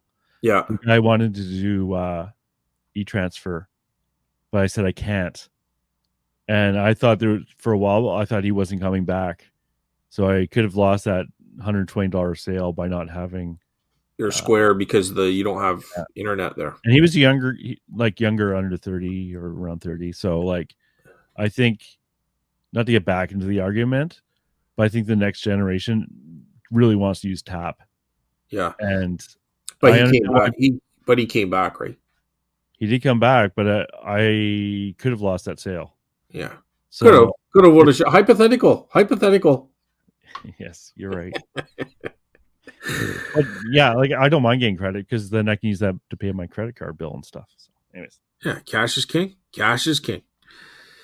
And yes, leaving your kids unattended at chapters was against policy. Yeah, I would hope so. Not only that, I'm almost like it's like child abandonment, really. Yep. Right? Like it's almost probably illegal. There's got to be some law against it. Of course, chapters starts suing people, and then they're losing. I know. I am the same, Carl. Getting over the monetary thing with selling to other resellers, LOL. It's one of those things I need to get over. But again, it all depends on what I paid for an item. I remember a story where a person didn't want to sell her salt and pepper shakers to me because I was a reseller. And then 2 weeks later, she's begging me to come back. And I was willing to pay what she wanted. She just didn't want her stuff to be someone making money off her stuff. It's funny how that works. And I said, I'm not interested anymore. Oh, nice. That's what I said. So, like, it's funny. Like for online, I don't mind at all. Like for toner, I know it's often going to resellers. I don't care. Yeah. I think the idea is you're missing out. It's the so for example, I sold that clock for $35, right? It was another booth owner. He might have been asking $50-$60 in his booth, right? So technically I would have lost out on $15 or $20, but I kind of got over it. It's just like, because I never, it's funny how you have to try something to understand it. I never liked the argument that I only paid $2.50 for it. But now that I've done it, I'm like, I only paid $2.50 for it. Yeah. And I got 35. It was the quick flip. I think, I understand it, but the when you're selling things online, I really don't mind because it's like I don't even really know and I don't care because usually I ask top price on eBay. But when I'm in the booth, I have a physical limitation on space. So the fact that I brought in the clock in the morning and it's gone by the afternoon and I can put another physical thing in that spot means I don't need to get top dollar anymore. If that makes sense. Yeah. I there's very few items that I won't do that to, but there are some that I don't do that to. Like and I say that loosely because I'm going to go, if items like manga or cameras sell very well, then why would I do that? If I have one or two cameras, if Adam was here and he said, "Hey, I'll give you this for that camera," I'd probably do it. But I wouldn't just say, "Hey, come over, I got a camera here." I would just list it online. But if I have 10, 20, 15 cameras, well, I'll tell Adam, "Hey, listen, I just got a bunch of cameras here if you want to come take them." I don't have to research them, I don't have to test them, I don't have to do anything. You know what I mean? And I'm still doubling. If I paid $1 to $5 and I'm getting $20-$30 per camera, and he's going to go sell them for $80 to $100, like I don't have to do any work. All my job is done, and I'm getting 10 cameras. I might have $30 in all these cameras. I'm getting $250 for them.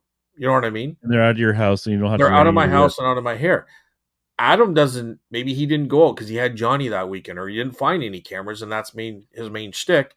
Yeah, he's happy to get them. He's happy to do what he's doing. He doesn't have to source. You source for him, right? And I source so much stuff that by not having to deal with those cameras allows me to deal with my other stuff, and I've still made a nice little penny, and I'm moving on from it. Right? It's not like you have no inventory. If you had no inventory, you might not have sold it. Right? I know. Yeah. Like I said, sorry, go ahead. I had the same scenario come up actually with that bulk book lot. I sold, right? Because the guy said, because I had 18 books. He didn't take one, which is very annoying. But anyways, he gave me an extra $10, so I can't complain. So for the $17, he said, well, how much for all of them, right? And I said, oh, I'm not really interested in a big bulk deal because I'm trying to get retail here, right? I actually said that to him. And we still negotiated a price because what I don't want to do is sell things really cheap in a bulk deal in the booth. Right. I want to, because that's why I bought them in the first place. Yeah. Because I wouldn't make a lot of money in that case. So ironically, I'm not as interested in big bulk deals unless it's really dead inventory. Right. But this is fresh inventory that I brought in, right? It wasn't like I'd rather get so I could have got $170, assuming each one sold for full value, which they wouldn't. And they'd already done the research to know that they sell for about $8 to $10 each. So he still got a good deal, but it was funny because it was like if someone came in and said, "Oh, okay, I'll buy everything of this type," I don't want that really because I'm trying to get full retail out of it. You know what I mean? Does that I make do. sense? And as you're saying that, I'm kind of like, you know what? I sit here and talk about doing these bulk deals and I'm okay with it. But at the same time, I don't allow offers on my eBay store. Yeah. And I do a booth where if they ask for 10% and it's within a certain category, they'll get 10% off. But for the most part, they don't get any discounts. Most of the people pay full retail to me when they Yeah. bought out of the booth, right? I So want to buy in bulk. I don't want to sell in bulk. yeah, but I don't mind Generally. selling in bulk too, especially if it's so I'm trying to think of how I'm relating it in your guys' shoes because I'm in different shoes. The people I bulk or I sorry, the people I sell to with a heavy discount and they're reselling it are people I know and have a relationship as a reseller with in that I can sell to Adam, for instance, multiple cameras at one shot, make 3, 4 times my money. He's going to double up in his side. We're both happy. And the only reason I'm 3, 4 times my money is because I bought it for $1 or $5, whatever. Like I bought it super cheap. Second of all, I'll sell to other vendors who have taught me. They're good to me. There's a bit of that too. Yeah. and if I see something in their booth, they're going to give me a deal. You know what I mean? So what happens if this happened? You know all those DVD horror movies you have, and you said you're Yeah. asking $4 for them, right? Yep. What happens if I went in and said I'll take them all if I can buy them for $1 each? Well, that's a little bit different because there's such small amount of profit there. Like if they're $20 and you offer me $5 each and I have $1 in it, I'm more apt to do that than if they're $4 each and I have $1 into them. Like, so I'd have to kind of figure out how much I have into them. Sometimes if I'm buying 4 or 5 at a time at a yard sale, I might have $1 into them. But in my mind, one of them is going to pay for all of them. You know what I mean? And I usually will pick up a 6th DVD and say, well, I got 6 here. Will you do 5 for them? And they'll say, yes. So I'm kind of diluting that. You know what I mean? Yeah, I guess So there's trickeries there. Yeah. I think if you were to offer me $2 each, I'd be all over that. But I think $1 each doesn't leave me enough on the meat on the bone. It doesn't, like, I'm not going to be able to replace all that with, like, well, let me put it this to way. make some money and to go and replace that. Right. What am I paying? $50 a piece? You know what Right. I mean? So I don't think I can do that because I'm going to replace them. It's just it's a different item. It weighs differently on the replace value. You haven't compensated me enough for the replacement value. Exactly. But at $2, sure, I would do that. Oh. Does that make sense though, Carl? Yeah, it does. There's a lot of factors involved, but generally for me, the idea of like when I buy in bulk, I want to sell individually to maximize the profit I get off each item, with asterisks for exemptions.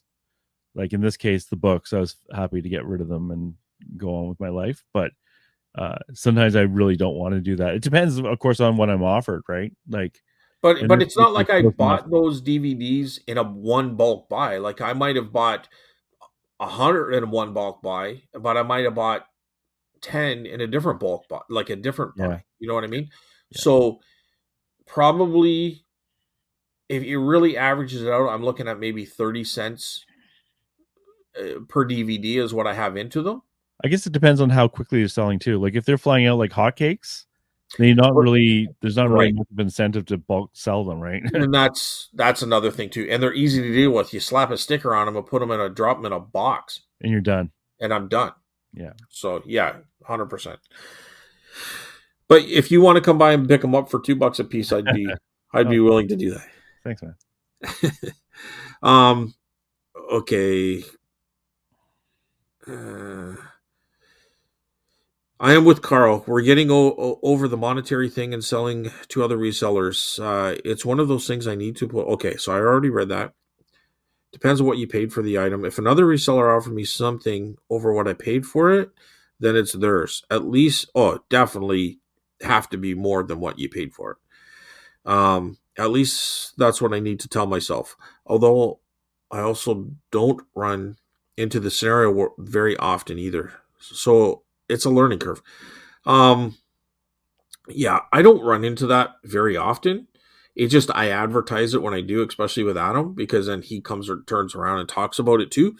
Um, but I mean, what does that happen? Maybe 6 times a year? You know what I mean? All right, I haven't added the comment for a while, but I have listened to the end. Oh, nice. Oh, I see. I'm like, you've added comments the last couple of weeks, but you mean within this listening period. Yeah. But I have listened to the end. Where's my prize? The prize Thanks, is listening guys. to our wonderful voices for 2.5 hours. Thanks, Don. guys. Have a great week. Thanks, Don. Thank you, Don. I really appreciate that people are listening this long. Although, you know what? It's kind of fun to put it on when you're driving. You know, if you got anywhere to go, maybe we got to cut it back a little bit from this 2 hour kind of nonsense. But Well, we're gonna hit 2. We're almost at 2 hours again here. yeah, but there's So, a lot of dead space where we pause too, so we'll have to. oh yeah, there's some cutting in there too. Yeah, we'll chop that up. But I think it'll still be an hour and a half for sure, maybe a little bit more. But all right, But Carl. yeah, What else? What else is there, Carl? I think that's about it. That's it. Yeah. All We'll right. see how this weekend goes. Maybe I'll sell $10 worth of stuff and then you'll get like angry Carl again. I don't think so. I think it's just it'll probably plateau around the 250, and then you'll have spikes where some weekends are like super hot. But I don't. Yeah. I think that's probably I think that's going to be your average is around 250. I know. What did you get? 280 or something? Yeah, it was a little 230. So Oh, okay. So even if I think once you fill in more, I think 250 is a very good base for per day.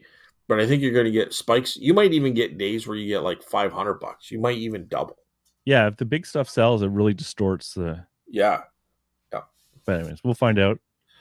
Well, good for you, Carl. Very happy for you. And I hope it just keeps going. It's awesome that you're meeting listeners too. Like you met one last week and then Tina Mack this week. And Yeah, I met Tatiana the first week and then Tina this week, and my friend Scott, who also tunes in Sunday, he came to say hi, and we're discussing things. Yeah, so it's great. So nice. Thank you so much for all the support. I really do appreciate it, and all the great advice. But, Yep. Always take advice. I love the advice I get from, both online here with the shows, but from the vendors. You know what I mean? Like, yeah, I wouldn't be near, and I find I'm doing successful. I don't want to toot my own horn, but I think my booths are pretty successful. But it's all because of what I've learned from people. So, excellent. all right, well, thank you very much. All right. Well, have a great weekend, Carl, or week. Thank you. You And too. all the listeners, thanks for comments and listening, and have a great week. Bye, everyone.